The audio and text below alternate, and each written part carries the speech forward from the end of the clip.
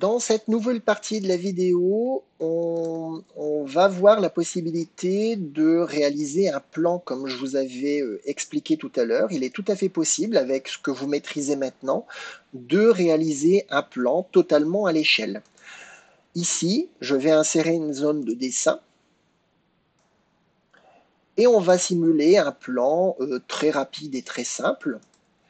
Donc là, je viens dessiner un rectangle qui symbolise ma pièce. On va prendre une échelle très simple, on va dire que 1 cm égale 1 mètre.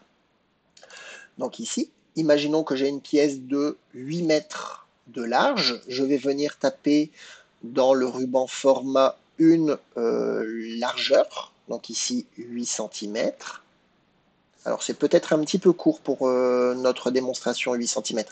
On va partir plus sur 12 cm. 12 cm. Et on va prendre une hauteur de 7 mètres, donc 7 cm. On a donc notre pièce et après, on va pouvoir réaliser divers éléments dans cette pièce. Alors je commence par enlever le remplissage. Imaginons que je souhaite réaliser un bureau. Je vais venir tracer mon rectangle à l'intérieur. Et là, je vais pouvoir réaliser mon bureau. Donc ici, en imaginant que mon bureau mesure 1,50 m de large, 1,5 et 60 cm de hauteur, 60 cm. Voilà, j'ai mon bureau. Et si je veux venir dessiner une chaise en dessous, donc je vais venir dessiner une chaise et venir la placer en dessous.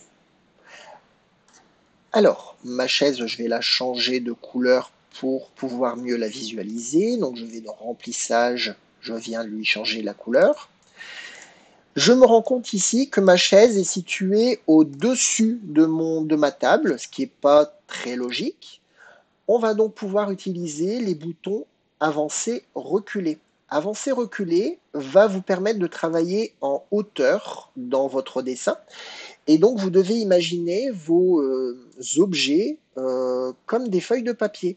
Et vous allez pouvoir, comme des feuilles de papier calque par exemple, et vous allez du coup pouvoir passer au-dessus de la feuille précédente ou en dessous vos objets. Donc là, par exemple, en premier, j'ai dessiné le rectangle qui forme ma pièce. En deuxième, le rectangle qui forme ma table. Et en dernier, le rectangle qui forme ma chaise. Ma chaise donc est positionnée tout au-dessus. Je vais donc la reculer. Donc ici, reculer. Et je viens la mettre. Je viens juste cliquer une seule fois sur reculer. Et elle va venir se positionner en dessous de ma table. Et donc, comme ça, je vais pouvoir venir dessiner absolument tout ce que je veux. Avec un petit peu de patience, vous pouvez rentrer vraiment dans les moindres détails pour venir dessiner absolument tout ce que vous voulez. Donc, vous savez choisir les tailles adaptées pour que ça puisse correspondre à votre échelle.